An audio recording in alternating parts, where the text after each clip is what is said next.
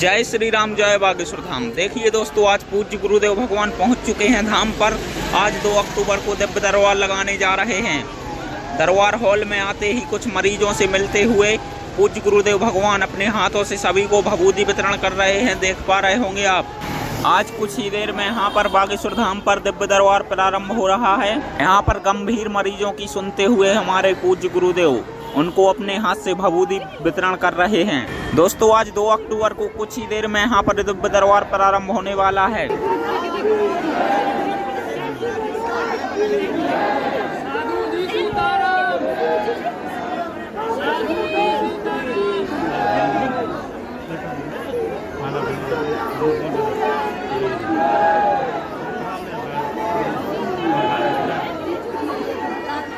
तो हमें लगता है कि अगर आप सरेंडर रहेंगे तो ना होने वाली बात भी हो सकती है। और उसका उदाहरण तो मैं दुनिया में किसी का प्राप्त करने की जरूरत नहीं। हमारे जैसा आदमी एक प्रत्यक्ष उदाहरण है। हमने अपनी जिंदगी में कुछ नहीं किया, केवल गुरु को प्रणाम किया, उन्होंने जो आज्ञा दी वो माना, बस। इसके अलावा जब दादाजी हमारे साथ शरीर में थे, उनकी सेवा की और हनुमान जी की जो भी चूरन चटनी है वो की, बस। हम भी तुम्हारी तरह यहाँ दरबार में अर्जी लगाने ही आए थे। ये बात पते की, जैसे तुम बैठे हम भी बैठे। तुमको कुछ कुछ चाहिए, हमको बहुत कुछ चाहिए। पर पता क्या, गुरु की दृष्टि क्या होती है। उन्होंने कहा ठीक है, आए थे अर्जी लगाने, चरण पकड़ लिए, अर्जी लगवाने वाले बन गए। तुम भी ऐसा कुछ पा सकते हो, तुम भी ऐसी कुछ अप्पदीपो भवा। कल भी हमने कहा था, आज फिर कहते हैं अप्पदीपो भवा। अपना दिया तुम खुद बनाओ। दूसरे के उजाले में कब तक जियोगे? दूसरों के प्रकाश में तुम कब तक देखकर चलोगे? अंधेरा तो लगा रहना है, अंधेरा तो शाश्वत है।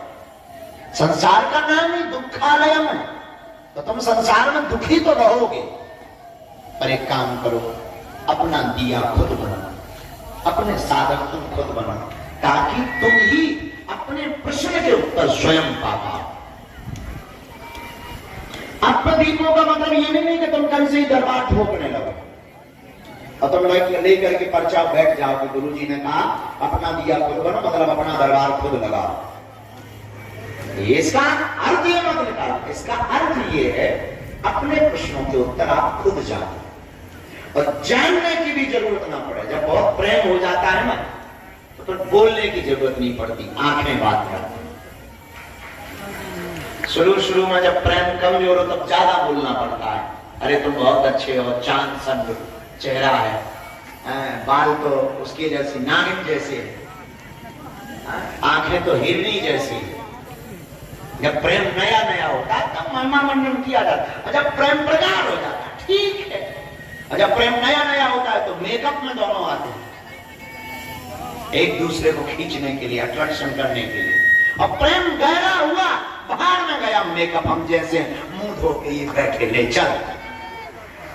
हाँ, प्रेम नया जब होता है तब फिर आकर्षण के लिए बातें की जाती, सौंदर्य श्रृंगार किया जाता है। और जहां प्रेम प्रगाढ़ हुआ तो श्रृंगार का अर्थ शून्य हो जाता है। फिर तो जिससे प्रेम होता है उसकी तो वाणी ही काम करती है।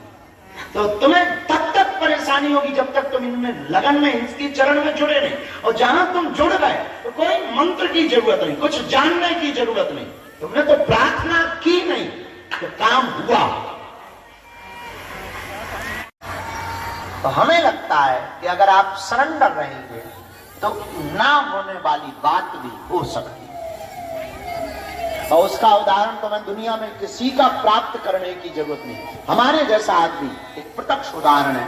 हमने अपनी जिंदगी में कुछ नहीं किया, केवल गुरु को प्रणाम किया, उन्होंने जो आज्ञा दी वो माना, बस। इसके अलावा जब दादाजी हमारे साथ शरीर में थे, उनकी सेवा की और हनुमान जी की जो भी चूरन चटनी है वो की, बस। हम भी तुम्हारी तरह यहाँ दरबार में अर्जी लगाने ही आए थे। ये बात पते की, जैसे तुम बैठे हम भी बैठे। तुमको कुछ कुछ चाहिए, हमको बहुत कुछ चाहिए।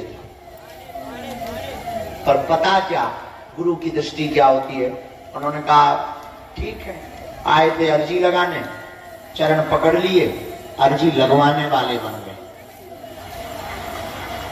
तुम भी ऐसा कुछ पा सकते हो, तुम भी ऐसी कुछ अप्पदीपो भवा। कल भी हमने कहा था, आज फिर कहते हैं अप्पदीपो भवा।